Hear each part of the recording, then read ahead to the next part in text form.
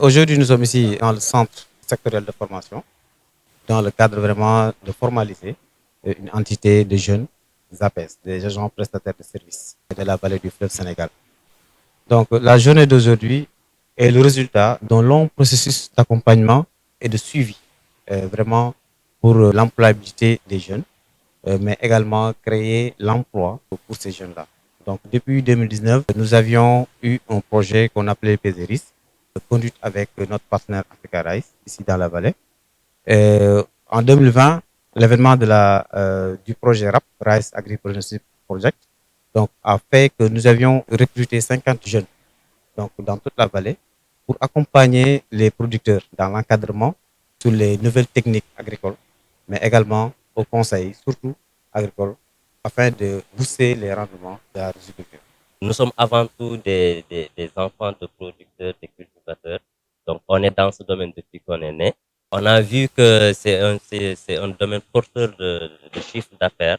Donc, on s'est organisé dans cette coopérative, cette société coopérative, afin de créer de l'emploi entre nous-mêmes d'abord, et ensuite élargir au niveau de toute la vallée de Sénégal.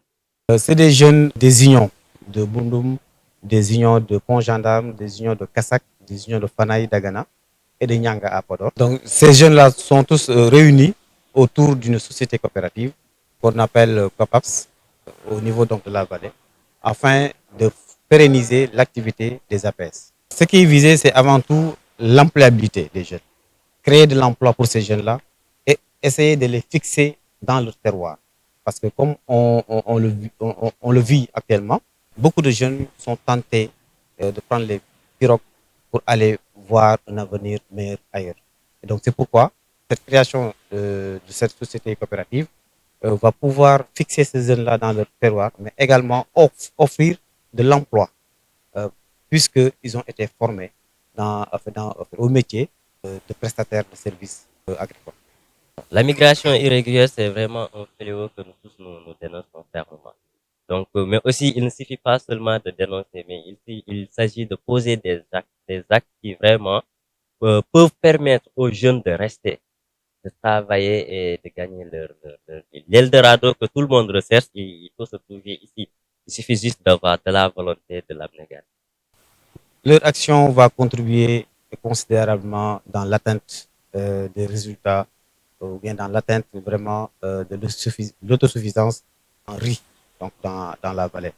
Mais il faut également souligner surtout qu'ils seront là pour vraiment accompagner la SAID, accompagner les autres partenaires, Africa Rice, la Fondation Syngenta, en tout cas tous ces partenaires-là, pour qu'ils puissent réussir leur projet. Parce que c'est des agents prestataires de services qui sont prêts à aller sur le terrain faire des enquêtes, aller sur le terrain faire du conseil aux agriculteurs et afin de disséminer les nouvelles technologies agricoles. On est accompagné par vraiment acteurs qui s'y connaissent, tels que la Fondation Syngenta, on a l'ADRDR qui est là, on a IPAR qui est là, on a Africa Rice. On a tellement de partenaires qui sont dans ce domaine-là, qui sont prêts à nous accompagner et qui nous ont aussi accompagnés dans le temps.